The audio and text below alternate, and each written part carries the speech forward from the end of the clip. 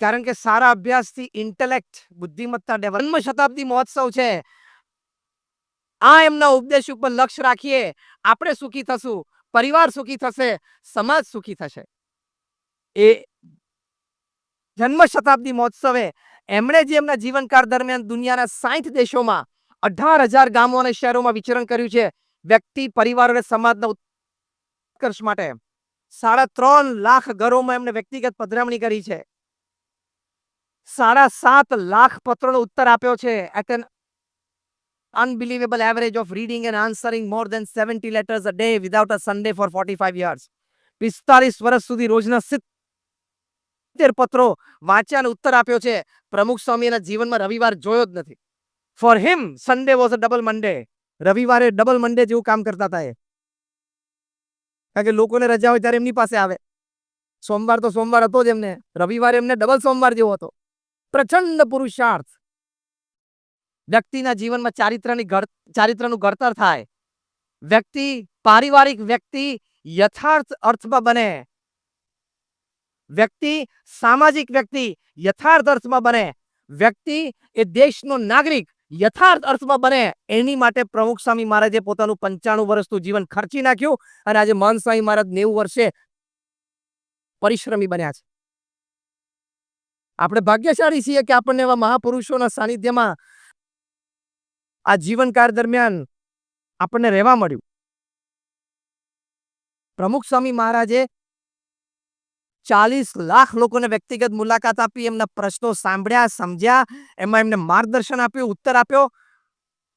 આજે તમને સમાજમાં એક પણ વ્યક્તિ એવી નહીં મળે કે જેમ કે મારે એક પ્રશ્ન હતો, મેં પ્રમુખ સ્વામી મહારાજને વ્યક્તિગત પૂછેલો, એમને મને માર્ગદર્શન આપેલું. મારે એક પ્રશ્ન હતો, મેં પ્રમુખ સ્વામી મહારાજને પત્ર લખેલો, એમને મને લેખિત ઉત્તર આપેલો.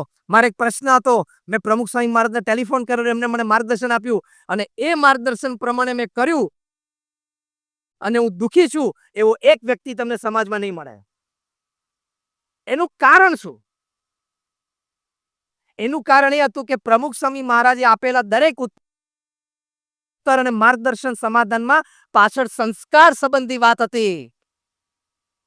એટલા માટે વ્યક્તિ સુખી થાય. સમાધાન તો હતું જ, પણ એ સ્પષ્ટ સમાધાનની સાથે એ વ્યક્તિના ચારિત્ર ઘડતરની વાત હતી. એટલે સોનામાં સુગંધ પડી અને એને પ્રશ્નનું સમાધાન પ્રાપ્ત થયું. પ્રમુખ સ્વામી મહારાજે આ મુલાકાતો આપી, પત્ર લખ્યા, પધરામણીઓ કરીમાં લાખો લોકોને નિર્વ્યસની કર્યા. લાખો લોકોની કુટેવો ટાળીને સુટેવો દ્રઢ કરાવી. લાખો લોકોના કુસંસ્કાર દૂર કરીને એને સારા સંસ્કાર પ્રમુખ સ્વામી મહારાજે પ્રદાન કર્યા. સ્વામી વિવેકાનંદ એમના અનુભવ પરથી આ વાત માટે એક સુંદર વાત લખી છે કે the greatest, the highest and the noblest contribution that anybody can give to the society is a pure and a spotless character, and to impart spiritual knowledge to mankind is the greatest service to mankind. સ્વામી વિવેકાનંદે લખ્યું છે કે મોટામાં મોટી સમાજ સેવા અને દેશ સેવા એ છે કે લોકોને સંસ્કારિત કરવા, એનું ચારિત્રનું ઘડતર કરવું અને એને આધ્યાત્મિક મૂલ્યોના જીવનમાં શીખવવા. આપણી પાસે એન્જિનિયર્સ, ડોક્ટર્સ, ચાર્ટર્ડ એકાઉન્ટન્ટ્સ ખૂબ છે. આ ખૂબ શબ્દ એટલા માટે વાપરું છું કે જેટલા છે એમાંથી 15% અત્યારે જોબલેસ છે. જેટલા છે એમાંથી 15% જોબલેસ છે, એટલે હું ખૂબ શબ્દ વાપરું છું. એટલે we have chartered accountants, doctors and engineers. What we want, આપણે શું જોઈએ છે? સારા ડોક્ટર, સારા ચાર્ટર્ડ એકાઉન્ટન્ટ, સારા એન્જિનિયર જોઈએ છે. એ જે સારા શબ્દ છે આ સંસ્કાર સંબંધી વાત છે. ડોક્ટર એપીજે અબ્દુલ કલામ સાહેબે પ્રમુખ સ્વામી મહારાજ માટે પુસ્તક લખ્યું છે, પોતાના જીવનનું 30મું અને છેલ્લું પુસ્તક, ટ્રાન્સેન્ડન્સ, પરાત્પર. સબટાઇટલ લખ્યું છે માય સ્પિરિચ્યુઅલ એક્સપિરિયન્સીસ વિથ પ્રમુખ સ્વામી મહારાજ, એટલે કે મારા આધ્યાત્મિક અનુભવો પ્રમુખ સ્વામી મહારાજની સાથે. આ પુસ્તકના લોકાર્પણ માટે તેઓ શ્રી સારંગપુર પધારેલા. પ્રમુખ સ્વામી મહારાજને પ્રથમ અર્પણ કર્યું 2015ની સાલમાં. પછી આવી જ એક લોકાર્પણ સભાનું આયોજન ત્યાં સારંગપુરમાં થયેલું. તેમાં ડોક્ટર એપીજે અબ્દુલ કલામે પોતાના જીવનનો નિચોડ અને પ્રમુખ સ્વામી મહારાજ પાસેથી શું શીખ્યા કારણ કે આ પુસ્તકમાં મેં લખ્યું છે કે ડોક્ટર બ્રહ્મપ્રકાશ મારા ટીચર હતા, ડોક્ટર વિક્રમ સારાભાઈ પણ મારા ટીચર હતા, પણ મને મારા જીવનમાં સૌથી ઉત્તમ શિક્ષક પ્રાપ્ત થયા હોય એ આ પ્રમુખ સ્વામી મહારાજ છે. કારણ કે એમને મને શીખવાડ્યું કે હું અને મારું આઈ એન્ડ માઇન્ડ એ કેવી રીતે દૂર કરી અને કાર્ય કરવું. આ કેવડા મોટા સંસ્કાર ડોક્ટર એપીજે અબ્દુલ કલામને પ્રમુખ સ્વામી મહારાજે શીખવાડેલા કે અહમ અને મમત્વ દૂર કરીને કેવી રીતે કાર્ય કરવું. કઈ કક્ષાના સંસ્કાર કહેવાયા? એ કક્ષાના સંસ્કાર બીએપીએસ વિદ્યા મંદિરોમાં, આખી બીએપીએસ સંસ્થામાં દેશ પરદેશમાં પ્રાપ્ત થાય છે. એનું આજે જુનાગઢ એકમનું ઉદ્ઘાટન થયું છે એટલે તમે જુનાગઢ વાસીઓ બહુ ભાગ્યશાળી છો. You are fortunate. આ લોકાર્પણ સમારોહમાં ડોક્ટર કલામ સાહેબે વાત કરી, બહુ જ સરસ એમને અનુસંધાન જોડ્યું તું આ વાતમાં. એ પોતે બોલ્યા કે the beauty of character harmonizes families. Harmonized families come together to make strong societies. Strong societies, they come together to bring law and order in the nation. And law and order in the nation brings world peace. કેટલું સુંદર એમણે અનુસંધાન સાધ્યું. એમણે કહ્યું કે એક વ્યક્તિના ચારિત્રનું ઘડતર થાય એટલે કે સંસ્કારિત થાય તો પરિવારમાં સંવાદિતતા સ્થપાય છે. સંવાદિત પરિવારો ભેગા થાય તો સબળ સમાજ તૈયાર થાય છે. આવા સબળ સમાજો તૈયાર થાય એટલે દેશમાં કાયદા અને કાનૂન માટે કોઈ પ્રશ્ન ન રહે. દેશમાં દરેક નાગરિક કાયદા કાનૂન પાળે અને એવા દેશો ભેગા થાય એટલે વિશ્વ શાંતિ સ્થપાય. એનો મતલબ શું થયો કે આપણે વર્લ્ડ પીસ કે વિશ્વ શાંતિની વાત કરીએ છીએ એ વ્યક્તિના ચારિત્ર ઉપર અને સંસ્કાર ઉપર આધારિત છે. તમારે પણ દેશના વિકાસ અને વિશ્વ શાંતિ માટે બહુ જ મોટો ફાળો આપવો હોય તો તમારે પણ જે આપણે પહેલા વાત થઈ વાણી વર્તનમાં વિવેક રાખવાના અને તમારા સંતાનોને પણ આ સંસ્કાર તમારે શીખવાડવા પડે. પ્રેક્ટિકલ આ સંસ્કારો શું છે એની એક બહુ જ સુંદર વાત, એક બહુ સારું પુસ્તક લખાણું છે, spiritual intelligence, the ultimate intelligence. Ian Marshall અને દાના ઝોહરે કો ઓથર કરેલું છે આ પુસ્તક.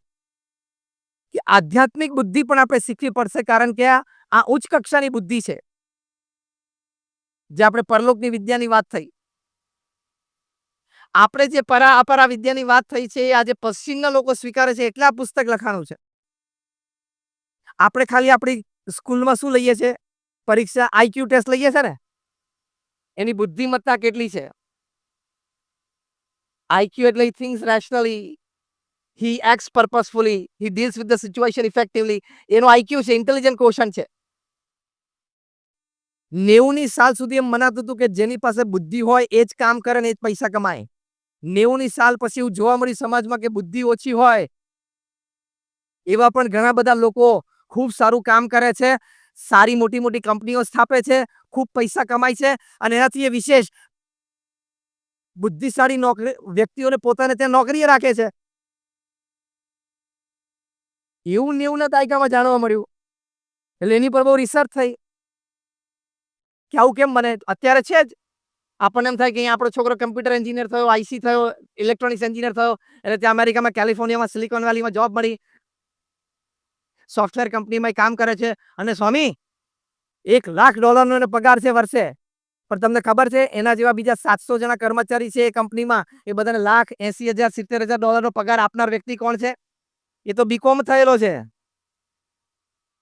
આવું માર્કેટમાં જોવા મળ્યું એટલે સંશોધન થયું કે હાવ આપણે તો એમ જ માનતા હતા બુદ્ધિશાળીઓ ભણેલો હોય એ જ કામ કરે ને પૈસા કમાય. સંશોધન પછી ખબર પડી કે આઈક્યુ કરતા એ લોકોનો ઈક્યુ ઊંચો હોય છે, ઇમોશનલ ક્વોશન્ટ. એટલે સામેવાળી વ્યક્તિને ખૂબ સારી રીતે સમજી શકે છે, એ વ્યક્તિને કયા કાર્યમાં જોડવો, એની પાસેથી શું કાર્ય લેવું એ તરત પારખી શકે છે. એનો ઇમોશનલ ક્વોશન્ટ, એનું એમ્પેથી લેવલ એટલે કે પોતાની ભાવના અને લાગણીઓને પણ સમજે છે અને સામેવાળી વ્યક્તિઓની લાગણી અને ભાવનાઓને પણ સમજે છે. એટલે એનો ઈક્યુ ઊંચો છે ને એટલે આઈક્યુ વાળાને એ પગારે રાખી શકે છે. પછી 2005 સુધી એક આ વાત ચાલી, પછી ત્યાંથી નવો એક એકમ શરૂ થયો કે સ્પિરિચ્યુઅલ ક્વોશન્ટ હાઈ હોય એ આઈક્યુ અને ઈક્યુ કરતા પણ ઊંચો. આ સ્પિરિચ્યુઅલ કોશન્ટ એટલે પરલોકની વિદ્યા. આ સ્પિરિચ્યુઅલ કોશન્ટ એટલે સંસ્કાર. તો સ્પિરિચ્યુઅલ કોશન્ટ માટે લખાણું ધ અલ્ટિમેટ ઇન્ટેલિજન્સ, શ્રેષ્ઠ બુદ્ધિમત્તા આ છે. આ વાત તમને હસતા હસતા સમજાવી હોય તો ખાલી હસતા હસતા એક દ્રષ્ટાંત આપું છું, બહુ સિરિયસલી ના લેતા. ઘણી વખત 90% લાવે ને એ છોકરો ડોક્ટર કે એન્જિનિયર બને, જે હકીકત છે. એનાથી 15% ઓછા આવ્યા હોય એટલે કે 75% આવ્યા હોય, કોમર્સ લાઈનમાં જાય, કંપની ખોલે અને આ લોકોને નોકરીએ રાખે. હજી 15% ઓછા આવ્યા હોય એ 60%માં રમતો હોય, એ પબ્લિક લાઈફમાં જેના બે માટે પોલિસી નક્કી કરે. અને હજી 15% ઓછા આવ્યા હોય, 45% અંડરવર્લ્ડમાં જેના ત્રણેયને કંટ્રોલ કરે. આ તો હસતા હસતા આનંદની વાત છે. What I mean to say is, કહેવાનો અર્થ એ છે કે તમે આધ્યાત્મિક બુદ્ધિ એટલે સંસ્કાર તમે ડેવલપ કરશો, તે સ્પિરિચ્યુઅલ ઇન્ટેલિજન્સ એ આઈક્યુ અને ઈક્યુ ને ગાઈડ કરશે. જો પ્રમુખ સ્વામી મહારાજનું સ્પિરિચ્યુઅલ કોશન્ટ આ હતું, 5 ધોરણ ભણેલા હતા, પણ અમે 1200 સંતો એમની પાસે દીક્ષા લીધી ને એમની માટે અમે સમર્પિત થયા. પ્રમુખ સ્વામી મહારાજ એક અંગ્રેજીનું વાક્ય બરોબર નહોતા બોલી શકતા, અને આજે અમેરિકા અને ઇંગ્લેન્ડમાં જન્મેલા, ત્યાં ઉછરેલા, ત્યાં અભ્યાસ કરેલો અને આઈવી લીગ્સમાં ભણેલા. તમારામાંથી ઘણા બેઠા છે એની માટે કદાચ આ શબ્દ પહેલી વાર સાંભળતો. What is an Ivy League? Stanford, Harvard, Carnegie Mellon, Yale, Kellogg, આ બધી યુનિવર્સિટીઝ આઈવી લીગ કહેવાય. એમાં ભણેલા સંતો છે. એ પ્રમુખ સ્વામી મહારાજ પાસે 3 વર્ષ તો મારું ટ્રેનિંગ સેન્ટરમાંથી પાસ થઈ અને પછી દીક્ષા લીધી છે. બહુ મોટા એક બિઝનેસમેન હતા, એન્ડ્રુ કાર્નેગી, સ્ટીલ મેગ્નેટ હતા. એ જ્યારે મૃત્યુ પામતા હતા ત્યારે એમને પૂછવામાં આવ્યું કે તમારે તમારી ટોમ્બ ઉપર શું શબ્દ લખાવો છે? આવા મોટા માણસને પૂછવાનો એક રિવાજ છે. એન્ડ્રુ કાર્નેગીએ કીધું કે મારા ટોમ્બ ઉપર તમે લખજો કે હિયર લાઈઝ અ મેન. અહીંયા એક એવો માણસ સૂતો છે who during his lifetime employed and paid to people who were more intelligent than him. અહીંયા એક એવો માણસ સૂતો છે જેને પોતાના જીવનકાળ દરમિયાન પોતાથી વધારે બુદ્ધિશાળી લોકોને પોતાને ત્યાં નોકરીએ રાખ્યા અને પગાર આપ્યો. પ્રમુખ સ્વામી મહારાજ માટે એવું છે. લૌકિક દ્રષ્ટિએ 5 ચોપડી ભણેલા, પણ આઈવી લીગ કોલેજના યુવાનો એમની પાસે દીક્ષા લઈને સંસ્થાના કાર્યમાં, સમાજ સેવામાં અને દેશ નિર્માણમાં અત્યારે પ્રવૃત્તિશીલ છે. આ કેટલી મોટી વાત કહેવાય. એનું કારણ શું? તો પ્રમુખ સ્વામી મહારાજના જીવનમાં સંસ્કાર 100%, આધ્યાત્મિક બુદ્ધિ 100%. આ પુસ્તકમાં સંસ્કાર અને આધ્યાત્મિક બુદ્ધિ કોને કહેવાયની વાતો લખેલી છે. બહુ સુંદર શબ્દ પ્રયોગથી, બહુ જ અર્થસભર આ શબ્દોથી એમને સંસ્કાર શું છે ને સમજાવ્યા છે. પહેલી વાત લખી છે, પહેલો સંસ્કાર, પહેલી અગત્યની વાત, ફ્લેક્સિબિલિટી.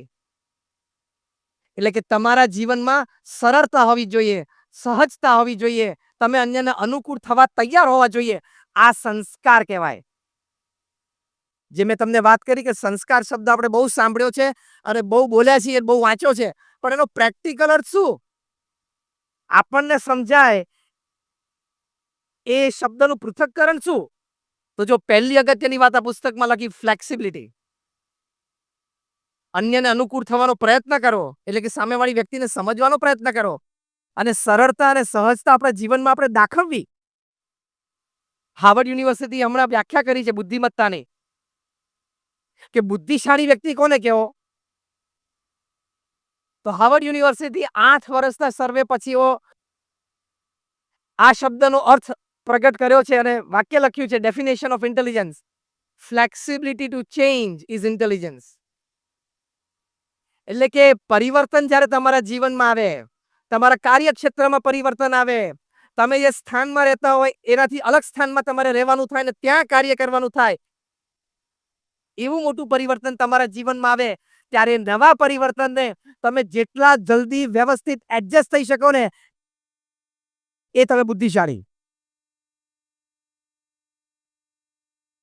તો આની માટે તમારે સંસ્કાર જોશે. કયા? સરળતા, સહજતા, અનુકૂળ થવું. પ્રમુખ સ્વામી મહારાજ વારે વારે યુવા શિબિરોમાં, આવી રીતે હરિભક્તોની શિબિરોમાં વાત કરતા કે આપણે ઘરમાં પરિવારજનો બધા સાથે રહીએ છીએ, સમાજમાં દરેક વ્યક્તિની વચ્ચે રહ્યા છીએ, તો આપણે સામેવાળી વ્યક્તિને સમજીને થોડા એને અનુકૂળ થવું, ખેંચતાણ ના કરવી, હું કહું એ જ સારું એ નહીં. આ વિચાર એટલે સંસ્કાર કહેવાય. સરળતા અને સહજતા દાખવવી. પ્રમુખ સ્વામી મહારાજના જીવનમાં આ બહુ જ મોટા સંસ્કાર હતા. પોતાની વાણી અને વર્તનથી એમને લાખોના જીવનમાં આપ્યા. અનુકૂળ થવું, સરળ થવું, સહજ થવું. એકવાર એક પ્રસંગે પરમ પૂજ્ય મહંત સ્વામી મહારાજ સભામાં પ્રવચન કરતા હતા. વર્ષો પહેલાની વાત છે. પ્રમુખ સ્વામી મહારાજની હયાતીની વાત છે.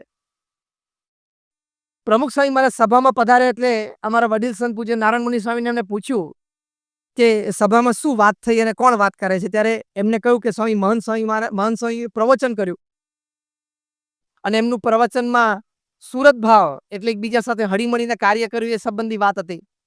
પ્રમુખ સ્વામી મહારાજ પોતાના અનુભવ કેટલો વિચાર એમના મનમાં દ્રઢ હશે અને કઈ કક્ષાના સંસ્કાર કહેવાય. પ્રમુખ સ્વામી મહારાજ ચાલતા ચાલતા સાહજિક બોલ્યા કે મન ગમતું મૂકવું, અનુકૂળ થવું, ઘસાઈ જવું એ સુરત ભાવ. આ બહુ જ મોટા સંસ્કાર છે.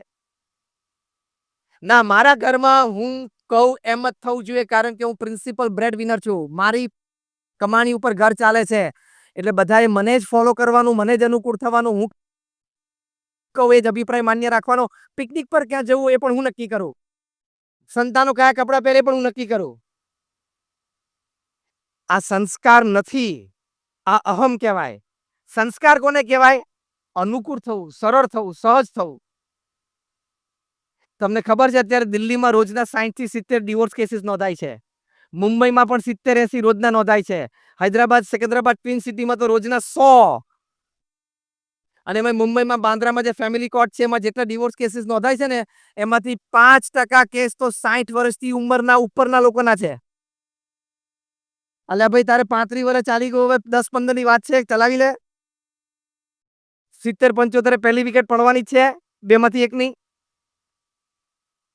એનાલિસિસ થયું કે 60 વર્ષથી ઉપરની વ્યક્તિ અને 35 વર્ષના લગ્ન જીવન પછી એ લોકો છૂટાછેડા માટે કેમ કે બાંદ્રા કોર્ટમાં આવે છે? 5 મુખ્ય કારણો નક્કી થયા. એમાં એક કારણ એવું નક્કી થયું કે ખબર નહીં મારા સ્પાઉસની બોલીમાં હવે બરછટતા વધી ગઈ છે. આ સંસ્કાર ખામી. 35 વર્ષ સુધી ચાલ્યું પણ 10-15 વર્ષ નહીં ચાલે. પછી બીજા 2-3 કારણ તો બહુ ક્ષુલ્લક હતા. ખાલી હસવા જેવું છે એટલે તમને જણાવી દઉં. એક કારણ મુખ્ય 5માં એવું હતું, the speed of the fan in bedroom. બેડરૂમમાં પંખાની સ્પીડ એકને 1 ફાવે ને એકને 5 ફાવે. એટલે બંને જણે ટેવ પાડી દેવાની 3 ઉપરની. અને 5 વાળાને થોડું ગોદરું ઓઢી લે અથવા ખાટલા નીચે સુઈ જાય, પણ એમાં કે છૂટાછેડા લેવાય? એક બીજું કારણ હતું, જો આ પણ સંસ્કારની ખામી. Suddenly my spouse has lost the sense of dressing. કે મારા સ્પાઉસને એ ડ્રેસિંગ સેન્સ જતી રહી છે. એટલે 60 વર્ષે જબ્બો લેંગો પહેરેમાં બધું આવી ગયું. જો આપણને અહમ હોય છે કે હું કહું મારું મન પ્રમાણે જ બધું મારા વર્તુળમાં ચાલવું જોઈએ, મારી સત્તા પ્રમાણે જ મારા કાર્યક્ષેત્રમાં થવું જોઈએ, આ મોટામાં મોટા કુસંસ્કાર. તમે અન્ય વ્યક્તિને સમજીને થોડા સરળ ને સહજ થઈ શકો, અનુકૂળ થઈ શકો, એ મોટામાં મોટા સંસ્કાર છે. આ અહમ શૂન્યના સંસ્કાર એ દરેક સંસ્કારની જનની છે. It is the mother of all virtues. Pramukh Swami મહારાજને એક વખત પત્રમાં કોઈ લખ્યું કે સ્વામી તમે અંગ્રેજીમાં વાક્ય લખજો, આઈ બ્લેસ યુ. તમે લખો તો છો, આશીર્વાદ છે અને પ્રાર્થના છે, પણ આજે અંગ્રેજીમાં લખો. પ્રમુખ સ્વામી મહારાજને અંગ્રેજી અક્ષરો લખી શકતા હતા, કોઈ સંતની મદદથી શબ્દો આખો લખ્યું, આઈ બ્લેસ યુ. આશ્ચર્યની વાત એ કે સંતે પત્ર હાથમાં લીધો તો બધા જ અક્ષરો એ કેપિટલમાં લખાણેલા. પહેલો જે અક્ષર હતો આઈ, એ પ્રમુખ સ્વામી મહારાજે નાનો કરેલો, સેકન્ડ આલ્ફાબેટનો ટપકાવાળો. પેલા સંતે કીધું કે સ્વામી અંગ્રેજી વ્યાકરણનો નિયમ છે કે પૂર્ણ વિરામ પછી જે પહેલો અક્ષર આવે નવા વાક્યનો એ આલ્ફાબેટ મોટો હોવો જોઈએ, પ્રથમ એબીસીડી નો હોવો જોઈએ, એટલે તમારે આઈ આવો લખવાનો, કેપિટલ. પ્રમુખ સ્વામી મહારાજે સ્મિત સાથે પોતાના જીવનનું એક અમૃત ત્યાં રેડ્યું, પોતાનું શાનપણું ત્યાં કીધું અને આપણી માટે એક બહુ જ મોટી શીખ આપી, એક બહુ જ મોટા સંસ્કારની વાત કરી. પ્રમુખ સ્વામી મહારાજે કહ્યું કે હું જાણું છું કે પૂર્ણ વિરામ પછી પહેલો અક્ષર જે આવે એ કેપિટલ હોવો જોઈએ, પણ જીવનમાં આય નાનો રાખવાનો તો સુખી થશો. આ સંસ્કાર, આય નાનો રાખવો ને સંસ્કાર છે. અને લૌકિક દ્રષ્ટિએ પણ તમે આય મોટો રાખો ને તમે મૂર્ખ જ છો. કારણ કે તમે જો સજાગ હો ને તમે જો બુદ્ધિવાળા હો તો તમે સમજી શકો કે તમારાથી બેઠેલી દર ત્રીજી વ્યક્તિ કોક ક્ષેત્રમાં, કોક રીતે, કોક આવડતમાં તમારા કરતા વધારે બુદ્ધિશાળી છે. Yes or no? Just raise your hands if you say yes. Thank you. આપણી બાજુમાં બેઠેલી ત્રીજી વ્યક્તિ આપણા કરતા કોક રીતે, ક્યાંક, કોક કાર્યક્ષેત્રમાં, કોક રીતે, કોક આવડતમાં વધારે છે. તો એ વ્યક્તિ જેમ તમને તમારી વિશેષ આવડતને, હોશિયારીને, અનુભવને કામ માટે માન આપે છે, એમ એ વ્યક્તિ જે કાર્યક્ષેત્રમાં તમારા કરતા વધારે નિપુણ હોય તમારે પણ એને માન આપવું જોઈએ. એ તમે ન આપી શકો તો તમારામાં સંસ્કાર નથી. તમે આપી શકો તો તમારા સંસ્કારનું પહેલું પગથિયું આવી ગયું. પછી નાનો બાળક પણ હોઈ શકે, કિશોર કે યુવાન પણ હોઈ શકે. તો અન્યને આદર આપો. 2015ની સાલમાં આપણા માનનીય પ્રધાનમંત્રી શ્રી નરેન્દ્રભાઈ મોદીએ પ્રમુખ સ્વામી મહારાજના જન્મદિનના દિવસે એમને ટ્વીટ કર્યું છે. એ ટ્વીટમાં એમણે લખ્યું કે I have learned some of the best wisdoms of my life through my meaningful conversations with પ્રમુખ સ્વામી મહારાજ. માનનીય પ્રધાનમંત્રી શ્રી લખ્યું કે મારા જીવનમાં ઘણું બધું શાણપણું હું પ્રમુખ સ્વામી મહારાજ સાથે મારા અર્થપૂર્ણ વાર્તાલાપ દ્વારા મને મળ્યું છે.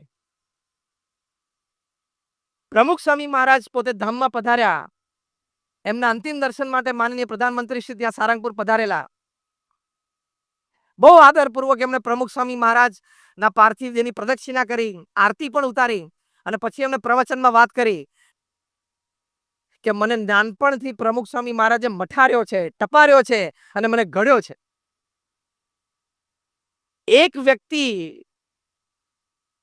ઘડાય તો કઈ કક્ષાનું કાર્ય કરી શકે છે આપણે સમજી શકીએ છીએ. એવા આપણે આપણા સંતાનોને, પરિવારજનોને ટ્રેન કરવા છે, એવા સંસ્કાર આપવા છે.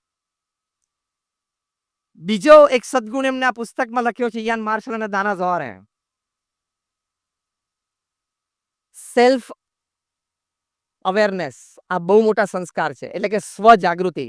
હું ક્યાં છું, હું શું કરું છું, હું શું બોલું છું, હું ક્યાં જોઉં છું, આજુબાજુ કોણ લોકો છે, મારી આ વાતની અસર શું થશે, મારા વર્તનની અસર શું થશે, મારા વિશે લોકો શું અભિપ્રાય બાંધશે, એ વિશે અત્યંત જાગૃતિ, એને સેલ્ફ અવેરનેસ કહેવાય. આ બહુ જ મોટા સંસ્કાર છે કે હું મારી ઇમેજને ક્યારે બગાડી ન શકું, મારાથી એવું બોલાઈ ન જાય, એવું વર્તાઈ ન જાય જે દ્વારા મારા કુટુંબને, મારા પરિવારને, મારા સમાજને, મારા દેશને લાંછન લાગે. આ ન થઈ જાય મારાથી, એ જે જાણપણું એને સંસ્કાર કહેવાય. આપણે સંસ્કાર શબ્દ બોલ્યો છે, વાંચ્યા છે, સાંભળ્યા છે અનેક વખત. શું કહેવાય ને એ આપણે સમજવાનું છે. આ જે જાણપણું રાખવું, અત્યંત સેલ્ફ અવેર. પ્રમુખ સ્વામી મહારાજ ધામમાં પધાર્યા પછી એમની શ્રદ્ધાંજલિ સભા ગાંધીનગરમાંથી ખૂબ આગેવાન શ્રીઓ બધા પધારેલા. રાજકીય આગેવાનો પણ હતા, સામાજિક આગેવાનો પણ હતા, શિક્ષણ ક્ષેત્રમાંથી પણ ઘણા બધા આગેવાનો પધારેલા અને અનેક પ્રોફેશનલ્સ એ ત્યાં હતા હાજર. બહુ જ મહિમા, ગરિમા પૂર્ણ સભા હતી. એમાં એક ગુજરાત રાજ્યના બહુ જ મોટા આગેવાન શ્રી એમણે વાત કરી કે હું 40 વર્ષથી પ્રમુખ સ્વામી મહારાજને જોતો આવ્યો છું. 40 વર્ષથી નાની મોટી સત્સંગ સભામાં પ્રસંગે હું હાજર રહ્યો છું. 40 વર્ષથી, હવે બરોબર સાંભળજો એ શું બોલે છે. 40 વર્ષથી પ્રમુખ સ્વામી મહારાજે નાના મોટા સામાજિક પ્રશ્નો, રાજકીય પ્રશ્નો, દેશ આંતરરાષ્ટ્રીય પ્રશ્નોમાં પોતે પોતાનો અભિપ્રાય પણ વ્યક્ત કર્યો છે. એ પણ મેં સાંભળ્યો છે, એ પણ મેં વાંચ્યો છે. પણ હું દાવા સાથે કહી શકું કે પ્રમુખ સ્વામી મહારાજે 70 વર્ષનું જાહેર જીવન જીવ્યા, 7 દાયકાનું જાહેર જીવન જીવ્યા.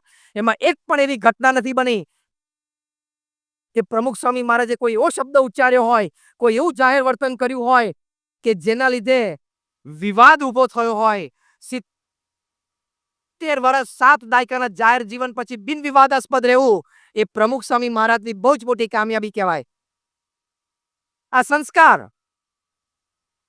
આને સંસ્કાર કહેવાય. શિક્ષણની સાથે આપણે આપણા સંતાનોને આવા સંસ્કાર આપવાના કે બેટા આપણી વાણી અને વર્તનથી એક પણ જગ્યાએ લેશ માત્ર પણ તને, પરિવારને, સમાજને, આપણા ધર્મને, દેશને લાંછન લાગે એવું ન થવું જોઈએ.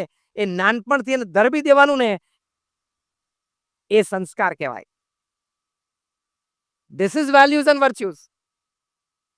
ત્રીજી એક વાત આ પુસ્તકમાં લખાણી છે, an ability to face and use the suffering of life. આ પણ બહુ મોટા સંસ્કાર છે કે જીવનમાં દુઃખ આવશે, અત્યારથી તમારા પરિવારજનોને, સંતાનોને કહેજો કે બેટા life is not a bed of roses. ભગવાને આપણી સાથે એમઓયુ નથી કર્યું કે જા બેટા પૃથ્વી ઉપર તારા બધા કામ જોરદાર જ ચાલશે. એવું મેમોરેન્ડમ ઓફ અન્ડરસ્ટેન્ડિંગ કોઈની સાથે નથી કરેલું. સુખ દુઃખ જીવનનો ભાગ છે, પણ આપણે આપણા સંતાનોને કહેવું કે બેટા દુઃખ આવશે તો દુઃખનો સામનો કરવાનો, હસતા મોઢે કરવાનો. એ વખતે જે આપણી પાસે ભણતર હોય, આવડત હોય, હોશિયારી હોય, અનુભવ હોય કે પહેચાન હોય સમાજમાં, એ બધાનો ઉપયોગ કરીને દુઃખ દૂર કરવાનો પ્રયત્ન કરવાનો. પણ એ દુઃખ ટાળવા માટે કોઈ ખોટો રસ્તો નહીં લેવાનો. લાંચથી માંડીને કોઈ પણ ખોટા સંસ્કાર સંબંધી વાત કરવાની નહીં અને વર્તનમાં લાવવાની નહીં. અને બીજો શબ્દ શું લખ્યો? And use that suffering. દુઃખનો પણ ઉપયોગ પોતાના મિશન માટે કરી જાણવાનો. તમે નેલ્સન મંડેલાની વાત સમજો, તમે મહાત્મા ગાંધીની વાત સમજો. પ્રમુખ સ્વામી મહારાજને જીવનમાં જેટલી સફળતાઓ મળી છે, આંતરરાષ્ટ્રીય કક્ષાના મોટા કાર્યો કર્યા છે, પ્રમુખ સ્વામી મહારાજે એમના જીવનમાં જેટલા સન્માનો પ્રાપ્ત કર્યા છે, એટલા જ લોકોએ અજ્ઞાત અવસ્થામાં કોઈ ગેરસમજથી પ્રમુખ સ્વામી મહારાજનું અપમાન પણ કર્યું છે. પ્રમુખ સ્વામી મહારાજે પણ મોટા મોટા પ્રોજેક્ટમાં સેટબેક જોયા છે. એટલે કે ધાર્યા પ્રમાણે કામ સમયે ન પણ થયું હોય, કોઈ કાયદા કાનૂનના પ્રશ્નોના લીધે પ્રોજેક્ટ લંબાયો હોય. ઇંગ્લેન્ડમાં હેરોમાં પ્રમુખ સ્વામી મહારાજને મંદિર કરવું હતું, ભારતીય સંસ્કૃતિનું એક આદર્શ દર્શન કરાવવું હતું. ત્યાં આજુબાજુના પડોશીએ કેસ કર્યો કે બીએપીએસ સંસ્થા અહીંયા મંદિર બાંધશે, રાત્રે 12 વાગ્યા સુધી અહીંયા ઢોલ નગારા ચાલશે, અમારી પીસ અને પ્રાઇવેસી ડિસ્ટર્બ થશે. એ કેસ ચાલ્યો, નેબરહુડમાં સિગ્નેચર કેમ્પેઇન ચાલ્યું અને ફૂલ એન્ડ ફાઇનલ જજમેન્ટ આવ્યું કે બીએપીએસ અહીંયા મંદિર ન બનાવી શકે. લંડનથી અમારા ટ્રસ્ટીશ્રીઓએ પ્રમુખ સ્વામી મહારાજને, તે વખતે અટલાદરામાં તે હતા, બરોડામાં, ત્યાં ફોન કર્યો, સ્વામી આપણે કેસ હારી ગયા. હવે જો પ્રમુખ સ્વામી મહારાજની દુઃખ સહન કરવાની શક્તિ અને દુઃખને પોતાના મિશનમાં ઉપયોગ કરવાની શક્તિ, આ બહુ મોટા સંસ્કાર છે. પ્રમુખ સ્વામી મહારાજના સમાચાર મળીને પહેલું જ વાક્ય બોલ્યા. એમના સ્થાને આપણે હોઈએ તો આપણે તો અમથી કપરકાબી આત્માથી છૂટે તોય બોલે છે મરી ગયા, દિવસમાં 10 વખત મરીએ છીએ આપણે. પહેલું જ વાક્ય પ્રમુખ સ્વામી મહારાજ બોલ્યા, જેવી ભગવાનની ઈચ્છા. અતૂટ શ્રદ્ધા આ શ્રેષ્ઠ સંસ્કાર છે. બીજી વાત પ્રમુખ સ્વામી મહારાજ બોલ્યા કે આપણે તો આપણો પ્રયત્ન કરી લીધેલો, હવે જે પરિણામ આવ્યું એ આપણે સ્વીકારી લેવાનું. આ પણ મોટા સંસ્કાર છે. અને ત્રીજી વાત, જો દુઃખનો પણ ઉપયોગ કરી શકે, પ્રમુખ સ્વામી મહારાજ બોલ્યા કે આપણે નક્કી કર્યું છે, બધાએ સાથે બેસીને નિર્ણય લીધો છે કે આપણે લંડનમાં ત્યાં ભવ્ય મંદિર, ભારતીય સંસ્કૃતિના દર્શન અને એ દ્વારા લોકોને લાભ એ પશ્ચિમના દેશોને અપાવો છે. માટે બીજી જમીન શોધવા માંડો. નક્કી કર્યું છે એટલે કરવું તો છે જ, અને કર્યું. He did it. 1995માં ભવ્ય પ્રતિષ્ઠા થઈ ત્યારે દુનિયાના અવ્વલ નંબરના મેગેઝિન રીડર્સ ડાયજેસ્ટે લખ્યું કે it is the 8th wonder of the world. કામ પણ પ્રમુખ સ્વામી એવું કર્યું કે દુનિયાની 8મી અજાયબી છે એવું રીડર્સ ડાયજેસ્ટે લખ્યું. અત્યારે લંડનના આઇકોનિક બિલ્ડિંગ્સમાં એક બીએપીએસ સ્વામિનારાયણ મંદિર લંડન છે. તો કહેવાનું શું કે દુઃખ તો આવશે, પણ એ દુઃખને સહન કરવાનું, સ્વીકારી લેવાનું. આપણે મૂળ એક્સેપ્ટન્સ જ નથી, મને દુઃખ આવે જ નહીં, તો તારી સાથે કોઈ એમઓયુ સાઇન નથી થયેલું. અને આપણે પ્રશ્ન શું હોય છે, ટેન્શન, સ્ટ્રેસ શેના લીધે આવે છે? મેં પ્રયત્ન કર્યો, મેં બુદ્ધિ ચલાવેલી, મેં આયોજન કરેલું, મેં વ્યવસ્થા ગોઠવેલી, આટલા માણસો મારી આજુબાજુ હતા, તોય મારો પ્રોજેક્ટ ધાર્યા પ્રમાણે ચાલ્યો કેમ નહીં?